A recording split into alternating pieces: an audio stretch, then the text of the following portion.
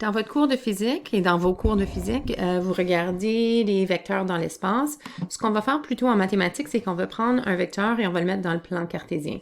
Donc, au lieu de vecteurs géométriques, on va appeler ça des vecteurs algébriques ou des vecteurs cartésiens. C'est le même concept et exactement les mêmes règles.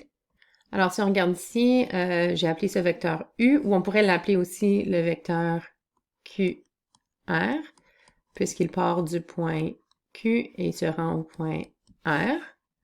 Un vecteur peut se déplacer dans l'espace. Alors, le vecteur QR, en fait, si je le déplaçais dans mon plan cartésien, alors ce vecteur, je peux le déplacer n'importe où dans l'espace, et puis c'est quand même le même vecteur. Donc, on sait que c'est une propriété des vecteurs. Donc, maintenant, si je regarde ici, on pourrait l'appeler, s'il va du point O au point P, notre vecteur, juste pour clarifier, ça, c'est un Q ici, là.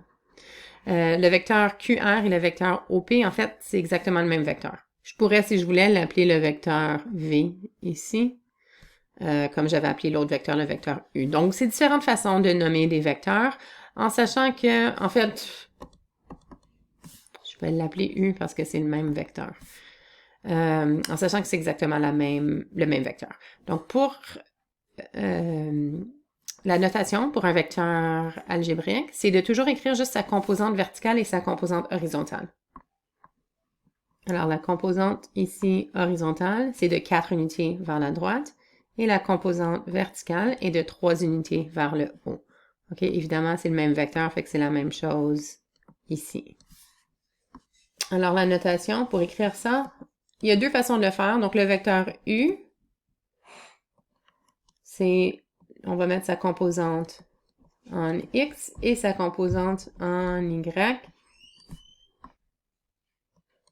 Alors, dans ce cas-ci, ce serait ma composante en X, on avait dit que c'était de 4 unités vers la droite, donc c'est plus 4, ou je peux juste écrire 4.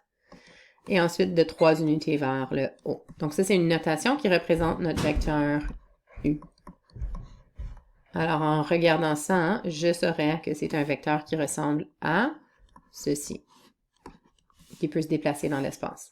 OK, donc ça, c'est la méthode que je préfère, ou la notation que je préfère. Il y a aussi une autre notation, puis celle que votre manuel utilise. J'imagine que c'était pour gagner de l'espace, mais c'est avec des parenthèses carrées ou des crochets comme ça.